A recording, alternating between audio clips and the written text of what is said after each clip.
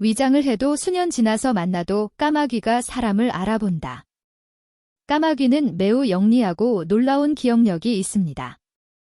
위장을 하거나 수년 동안 만나지 않았더라도 개개인을 구별합니다.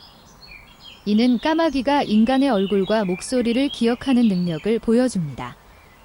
그러니 이전에 까마귀와 싸웠다면 조심하세요.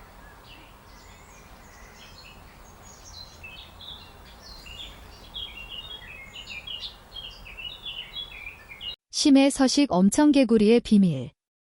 빛나는 미끼를 달고 머리 위에 매달려 있는 심해성 엄청개구리를 종종 보셨을 텐데 이들은 모두 암컷입니다. 이 종의 수컷은 매우 작고 극도로 약한 턱과 끊임없는 공허한 배를 가진 채로 태어납니다.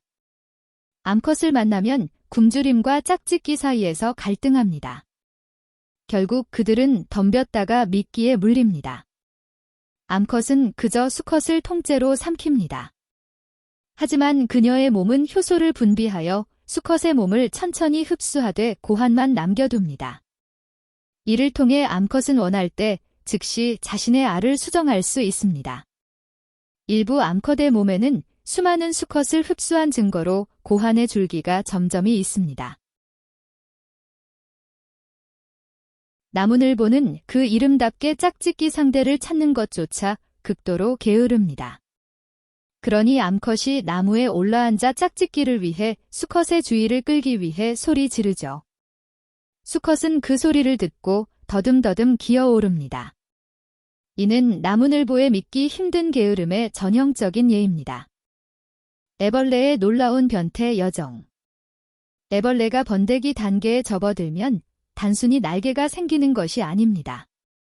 오히려 그들의 전체 몸이 먼저 수프처럼 탁한 액체로 변합니다.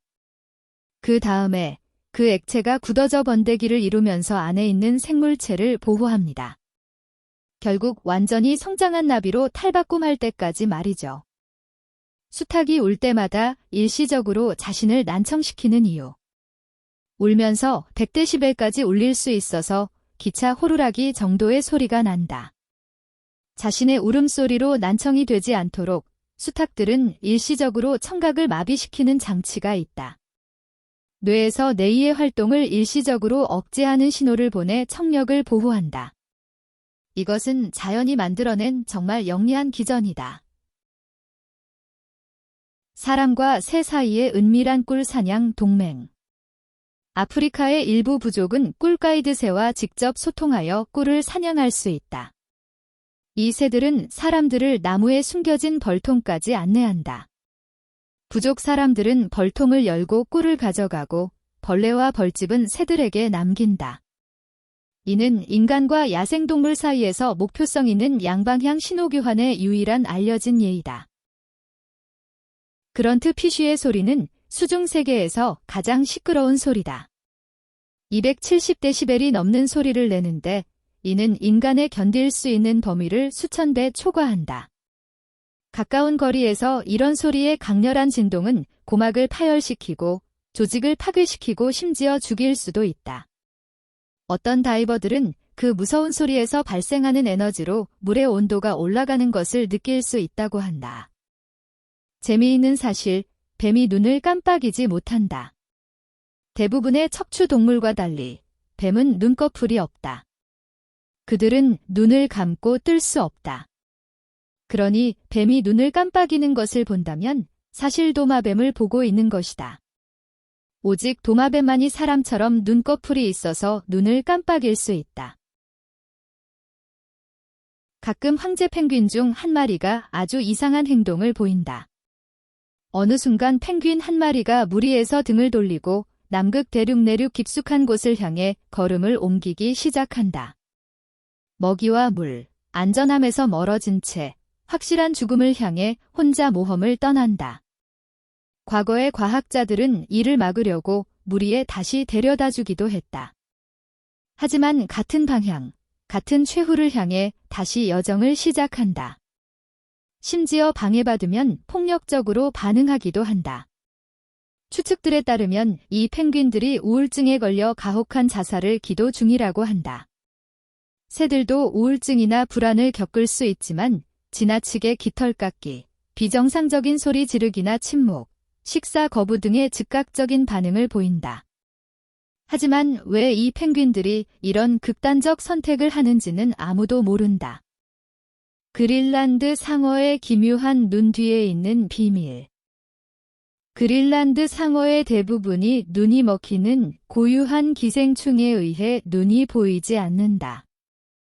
처음에는 위험해 보이지만 사실 먹이를 유인하는 미끼처럼 발광하는 데 도움이 되며 특히 이 느린 상어들에게 매우 효과적이다. 캥거루 엄마의 새끼 공장 뒤에 있는 비밀. 캥거루는 새끼를 낳고 나서 1에서 3일 후에 다시 짝짓기를 한다.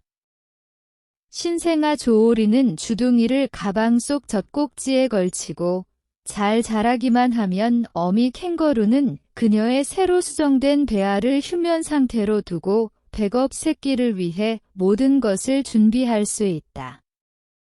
더 큰 조오리가 가방을 떠나거나 죽으면 캥거루의 호르몬이 새로운 조오리의 성장을 시작하라는 신호를 보낸다.